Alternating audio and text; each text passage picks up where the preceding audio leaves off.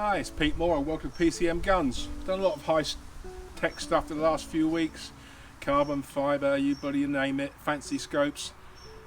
Here's something that gets us right back to basics and probably my favourite lever action ever. This is a Winchester 1895 and as far as I'm concerned it's an absolute thing of beauty. A little bit of history first. This was the last rifle design by John Moses Browning for Winchester.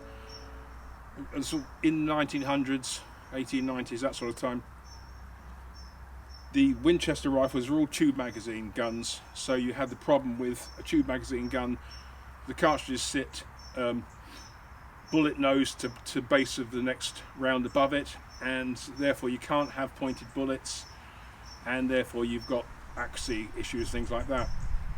Other companies were moving towards magazine type rifles, and this is what Browning came up with. It actually, compared to rifles like the Savage 99 and the later 99C, this looks a little bit, should we say, not primitive, but just sort of an unusual way of solving a problem. So, still an external hammer gun.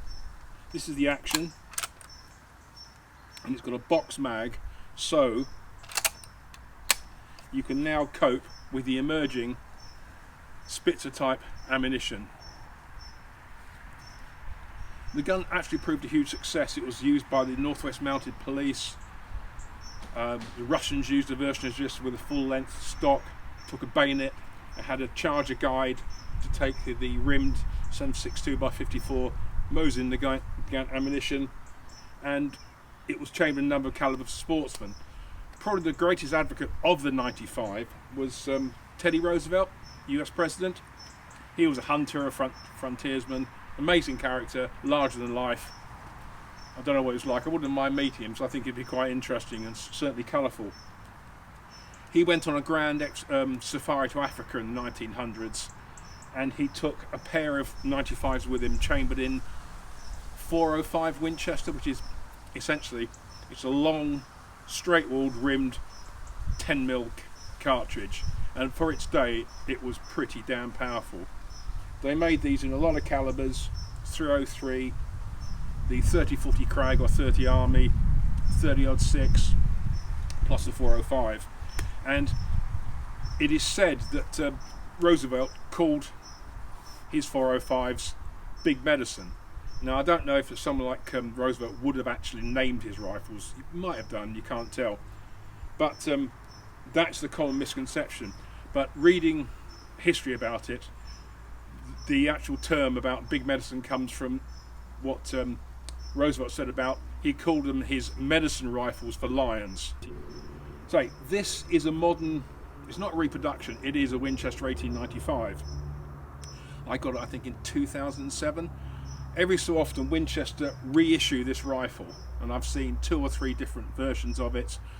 It's fancy grade wood, plain, you name it. And a good friend of mine who's also a fan of Winchester's lever actions, he wanted the 95, and he told me that Winchester produced them, and he got a 1 in 405 Winchester, which he said he bitterly regretted, even though it's a great cartridge. It's a thumpy old cartridge, and for most stuff in the UK, well over the power. I went more sensible. I decided to get mine in 30-06 because I do iron sight hunting, and this is just to me the ultimate iron sight gun. Nice and basic. This is a grade 1 gun, good walnut, nothing special, nice bluing. The only thing I've added was I put a rubber recoil pad in it because it comes with a steel pad, and that's a bit booty. And I put this barrel mounted sling, almost just in keeping with the period. Sights are basic, got a big blade up front with a brass tip which you can knock sideways. At the back is a semi-buckled elevator wedge to give you elevation. You can also knock it left and right. So it's a hammer gun, and the only difference to the original guns is that the original guns never had a safety. Winchester put a safety on this, which tang mounted. It's an addition, but in this day and age it's not a bad thing, it doesn't really get in the way. And say it loads through the top, takes 4 rounds in the mag, 1 at the spout, and the rounds, as you'll see, go in straight down and they fold in. But I just love this rifle. I think it's beautiful, my favourite lever action ever, and I thought you'd like to see it because I'm not sure if Winchester will ever make another run of these guns.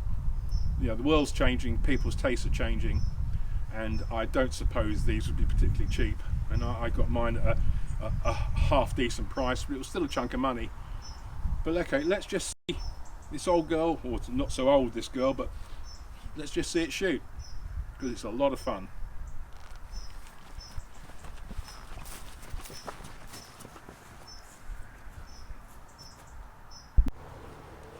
Okay, let's fire a few rounds through this. Loading is quite simple. Rounds going straight down, which looks a bit weird, but they sort themselves out inside. So, we're open. First round goes in. Push it down. Just let it lay flat. Push down.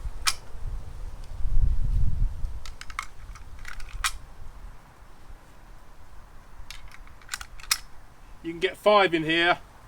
You put the 5th one in and basically just take the weight of the magazine column and close the bolt.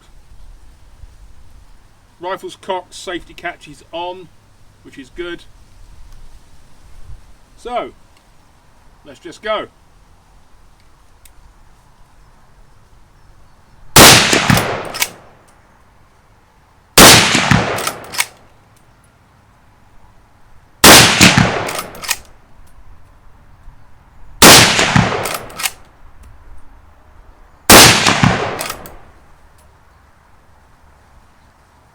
And that's it, 5 rounds. Got to say, you might ask yourself, what do you do with a gun like this, apart from just enjoy it, which it is very enjoyable. I do a little bit of iron sight hunting. I've got all the modern stuff, scopes and things, but because I like this rifle so much, there's something about it, it's really tactile, it's really nice.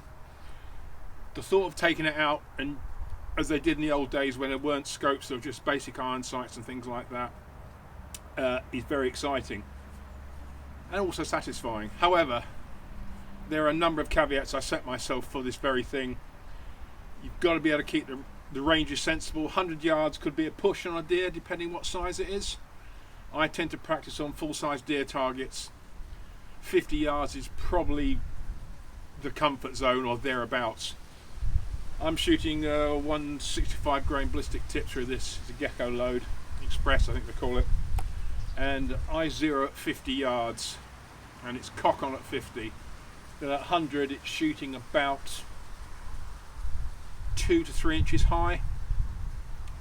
So you then just have to bring it down. So basically if you're shooting at a deer, if you're going to go for a 100-yard shot and it's behind the shoulder, then you put the tip of the foresight and drop it down an inch or so on the deer, and that usually gets it done. But very exciting. Very enjoyable, and there's a pleasure about going out without anything, maybe set sticks, but certainly no scopes, blah blah blah, because it's all very close. And that's the other reason I picked 30-06, because it's a stonking good caliber. And I find again with iron sight hunting, you want a caliber that edges on the side of perhaps overpower, because the limitations of the iron sight said we've got the basic elevator wedge and thing at the front are the fact of consistent shot placement. So if you're a bit out your shot placement, then to a degree a thumpier cartridge like 30-06 or 857 tends to make up for that when you get it in the K zone. But that was a lot of fun. I really enjoyed myself. I hope you did too. If you did, tell your friends, support the channel. Want to speak to me, it's the usual, pmoore.shootingsports@gmail.com, and I'll see you again later with some more stuff. So shoot straight, have fun, be safe.